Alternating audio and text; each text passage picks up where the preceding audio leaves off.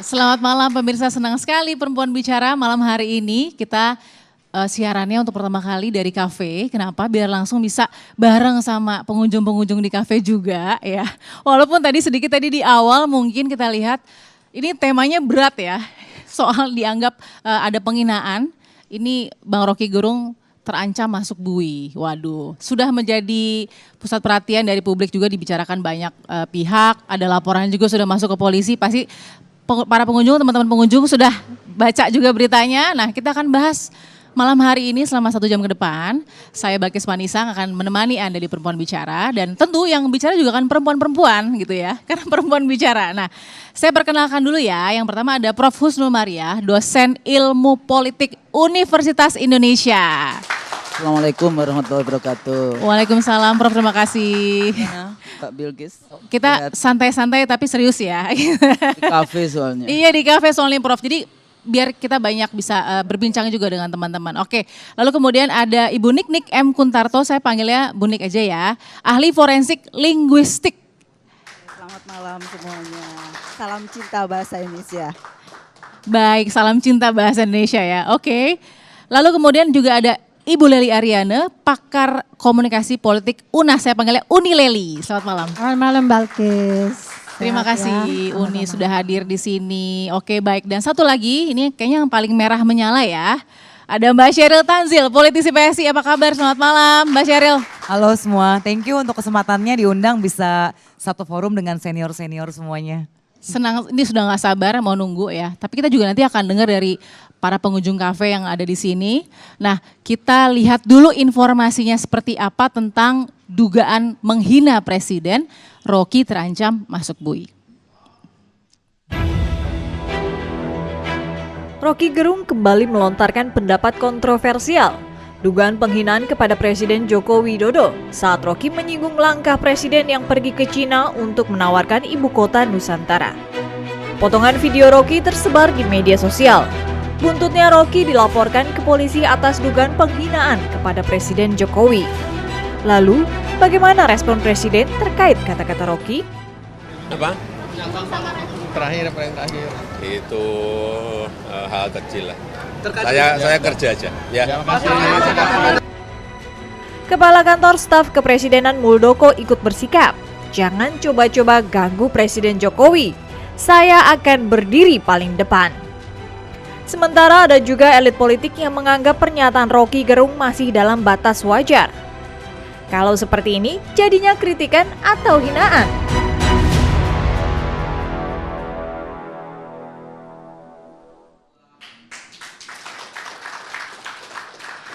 Baik, saya udah melihat ya informasi seperti ini sudah dibicarakan kira-kira berapa hari belakangan ini. Tapi saya mau dengar dari Mbak Sheryl.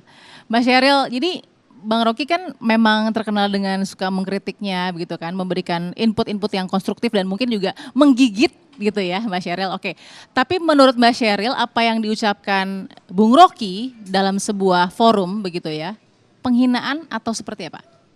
Oke, thank you ya untuk kesempatannya. Kalau saya sebagai orang yang mengagumi Pak Jokowi dan sebagai orang yang ngefans sama Pak Jokowi tentunya itu sebel banget dengar Rocky Gerung ngomong seperti itu. Tapi Rocky will be Rocky.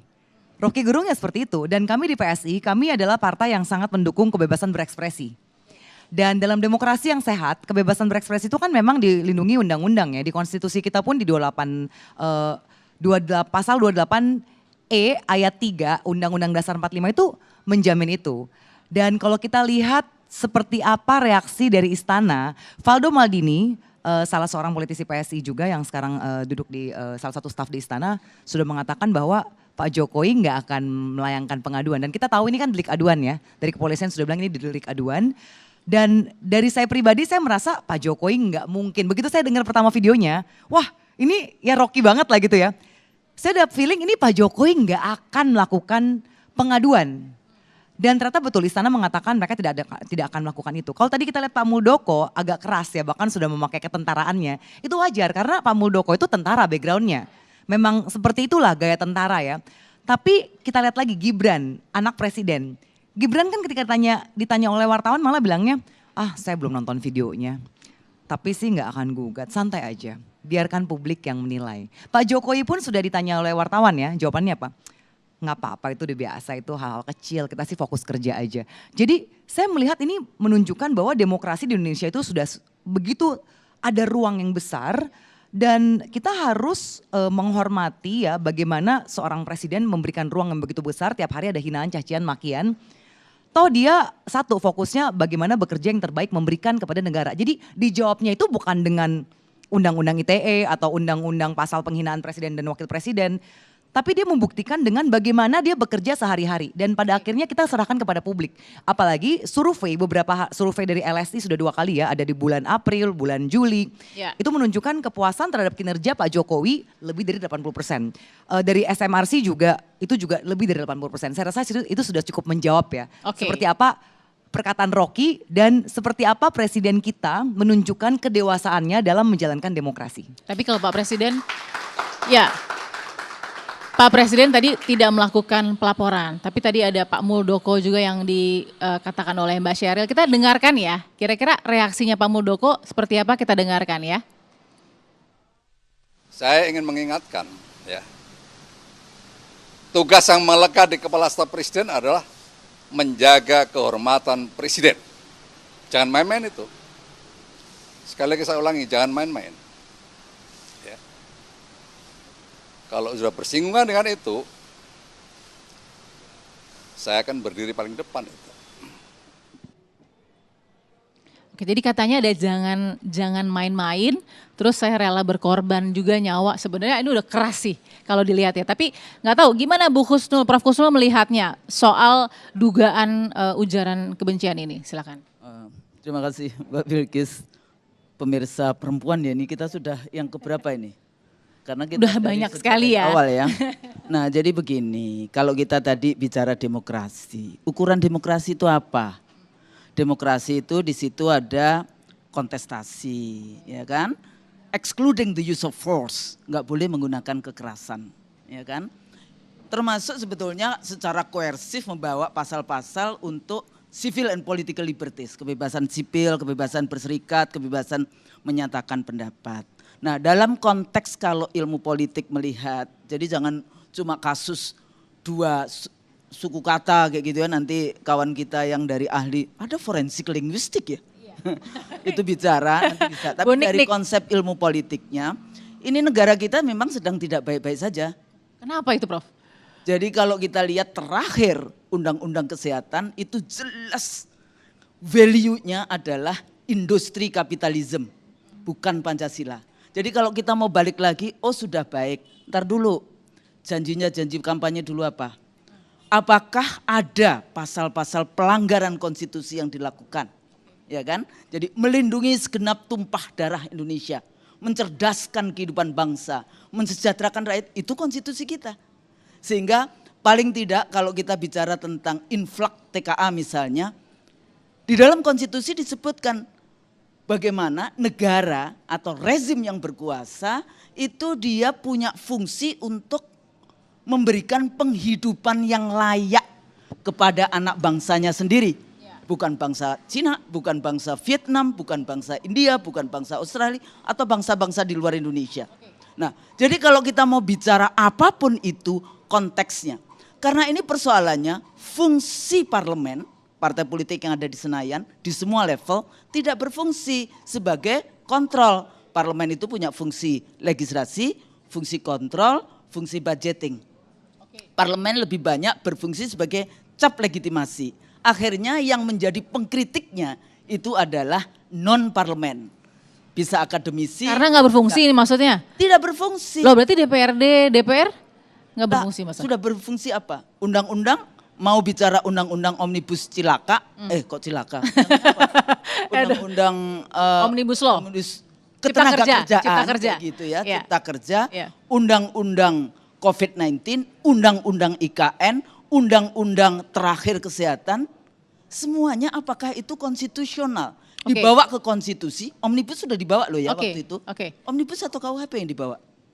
Omnibus Di Mahkamah Konstitusi. Omnibus Law. Terus jadi perpu, Ya. ya kan?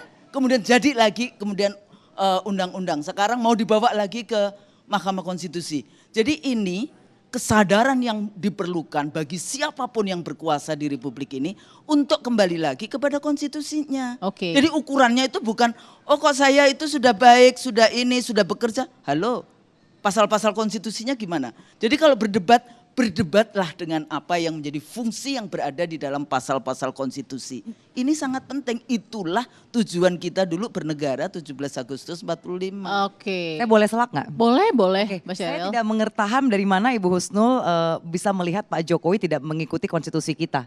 Karena COVID-19 kita salah satu negara yang paling bagus. Ya, saya ingat sekali waktu itu saya belum join PSI. Yang bagus Selandia Baru. Saya masih Yang menjadi bagus Taiwan, Selandia Baru, Oke, dan Jerman. tapi begini. Bukan Indonesia. Jauh sebelum COVID-19 terjadi, 2019 Desember itu saya sudah banyak sekali mengikuti undangan-undangan bank sebagai moderator. Pada saat itu semua pengamat mengatakan bahwa 2020 itu akan bahaya karena sudah ada indikator yang mengatakan bahwa akan terjadi pelambatan perekonomian pertumbuhan dunia. Dan tiba-tiba Maret kita harus PPKM karena terjadi outbreak di Wuhan, di Tiongkok. Oke. Dan Indonesia itu dengan kita populasi keempat terbesar di dunia, itu sangat baik pemerintah. Tidak ada riot, bahkan di Tiongkok yang negara superpower yang katanya adik kuasa bisa mengalahkan ekonomi US aja, itu sempat demo berjilid-jilid. Jadi Dan menurut Mbak Sheryl itu sesuai konstitusi ya? Nah, kalau menurut saya gini, kita harus melihat bagaimana negara pada saat dunia menghadapi sesuatu yang pandemi yang istilahnya tuh nggak ada yang Sekarang plan kita gitu bicara ya. pada Itu bisa level- berhasil begitu loh. Pada level Oke. apa ini? Nah, jadi saya nggak ngerti konteksnya Rocky Enggak, Gerung. oke, berikan pemahaman. Adik, ya, saya dosen ilmu politik Universitas Indonesia. Oke. Saya menjadi pembimbing mau omnibus law, mau ini dan sebagainya. Semuanya juga sudah mengatakan. Jadi nggak usah terlalu. Tidak konstitusionalnya di mana? Loh, yang tadi itu. Apakah misalnya berapa sudah MOU yang dilakukan? IKN sekarang yang paling baru. Oke. IKN. IKN itu kenapa mesti dijual ke ini? Apakah tidak berpikir bahwa ibu kota itu ada kedaulatan di situ, Oke. ada rahasia negara di situ. Tapi kok dijual ke luar negeri? Faham nggak apa artinya kedaulatan? Bukti dijualnya bagaimana, Oke, Prof? kita stop dulu. Kan jualan, kemarin dibuka investasi. Between quote itu adalah jualan. Tapi kalau konsep omnibus law, sekarang pertanyaannya, yang dibela oleh undang-undang omnibus itu buruh Indonesia atau para bandar?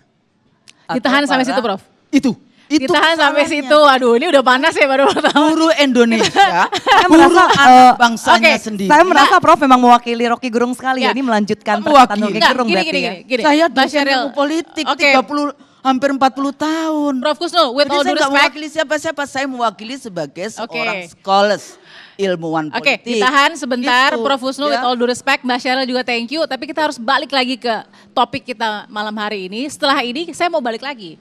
Ini kan kita bicara bagaimana konteks Bung Rocky mengatakan hal itu yang kemudian berujung dengan apakah ini penghinaan atau hanya kritik tadi yang dikatakan oleh Bu Husnul. Sesaat lagi tetap di Perumahan Bicara.